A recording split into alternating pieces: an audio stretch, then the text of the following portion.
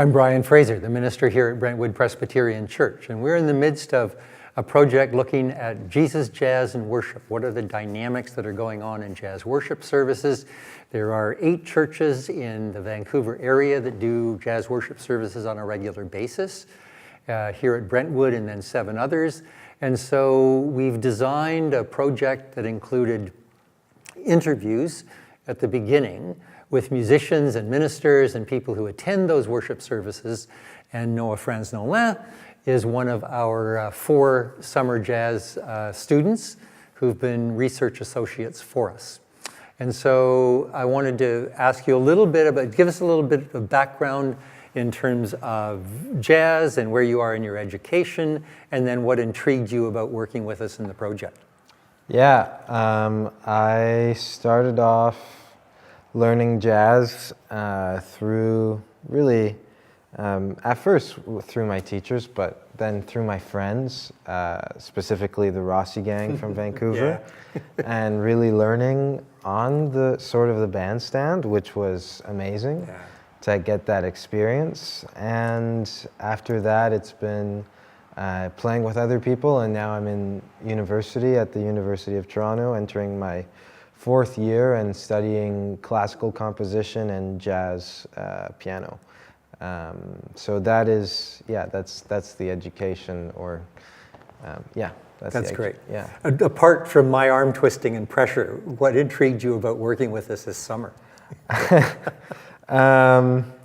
Well, I work a lot in churches as a musician, as a service pianist, and I've always been interested. I guess I've been spiritually curious. I don't know what how to say. That's a great way to put it. Yeah. So I'm on my own journey to try to figure out my own understanding of the world on a spiritual level, and this is a great opportunity to look into how this topic, spirituality, connects to one of my greatest passions, which is music. And specifically jazz and improvisation. So, definitely that. And so are there some particular insights that you've gained in the summer of research in that journey? Yeah, I mean, one thing that I haven't really mentioned as much is just what I've sort of learned from my own journey through this. Getting to hear what everybody has to share about what they've learned in regards to spirituality and religion. Hearing all of the different spiritual beliefs that people have hold that I've spoken to has been really educational, and hearing how people relate to music on a spiritual level has helped educate me and inform me and help me figure out my relationship with music and spirituality. Right. In regards to other things, I mean, definitely practicality. We've spoken about this a lot. Is that sort of, am I also? Okay, cool. We've spoken about how musicians have expressed, very practical things that venues, and specifically church venues, can easily attain in order to create a comfortable performance setting. Yeah. So creating that space for them to feel comfortable offering the gifts they have to offer is hugely important. That sense of space. Yeah. And also just that idea of accessibility for people who may not be Christian, how to connect with people who may not identify with Christianity or may have had a harmful relationship in the past, and how to work with that. A number of your interviews raise that toxic, negative experience, harmful experience with the church as part of their history. Yeah, and how to work with that and respect that, and create an environment that is welcoming for those people. Where we can move beyond that. Yeah, that's great. Yeah. Say a little bit. Noah has done some concerts here this summer. He, as we've mentioned before, he and the other 3 research associates put together a group that did the Jazz Evensong last week. But one of your compositions from about a year and a half ago came out of your conversations with and the experiences of some of your female colleagues in your jazz program around the Me Too movement and that broader issue of the way in which women have been traditionally treated in the jazz community. Can you say a little bit more about that? Yeah, and before I say anything, I have to make it clear that I'm not a woman, so I can't speak for their experience. So that's very clear about that.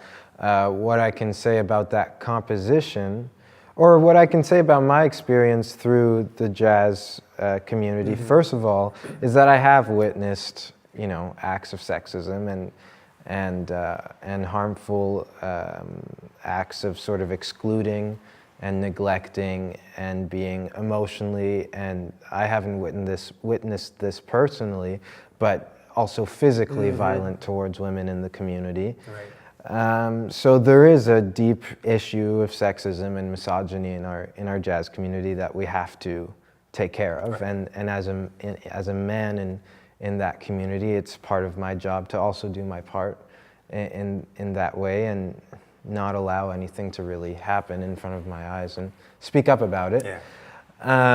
Very true of the church as well, as we've talked about. Totally, yeah. And in regards to that composition that I wrote, it's a means for me to share my respect for the torchbearers of this, which are the women who have been very strong to speak out against sexism and misogyny in the jazz community. And so this composition of mine is sort of written in respect to them. Right. It's a beautiful piece of music. Yeah. Thank you for bringing it here into the sanctuary. One more thing that we've talked a little bit about and that you found in your interviews, but it has to do with that whole piece of what can we put into words and what transcends words or what escapes the attempt to put them into words. Can you say a little bit more about that? I mean, especially in relationship to spirituality. Yeah, I'm trying to think of, there are, I am somebody who definitely feels that there are aspects of music that, as you say, are not expressible in words. Right. I guess a better way to put it is music can often express things that we cannot put into words. Yeah, that is a better way to say it. Yeah. And I know that,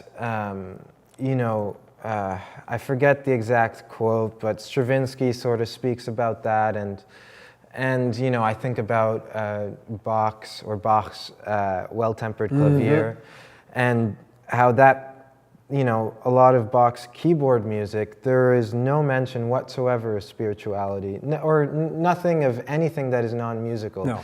The title of his pieces are Prelude in C major, Fugue in C major, and that's it. That's it. And yet, Bach is, and specifically, the Goldberg variations and the well-tempered clavier, you play that for a lot of people and they will be deeply moved. And it demonstrates that there's a great amount of the word that comes to mind for me is drama, just in simple musical elements. The foundations of music, and we can't even put into words what that makes us feel sometimes. I mean, we can, but we don't really understand it. It's never adequate. Yeah. And so as I've been studying counterpoint, which is sort of the theoretical practice of the musical concepts that Bach and other classical composers apply to their style of music for Western classical composition.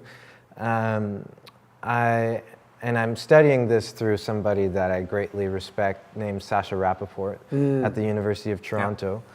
I am starting to see how you can truly create a simple piece of music with two single voices of music, and really there is no non-musical concept applied to it. You can still find an immense amount of drama just in the simple chromatic shift of one note versus the other, which is the concept of counterpoint is the essence of counterpoint.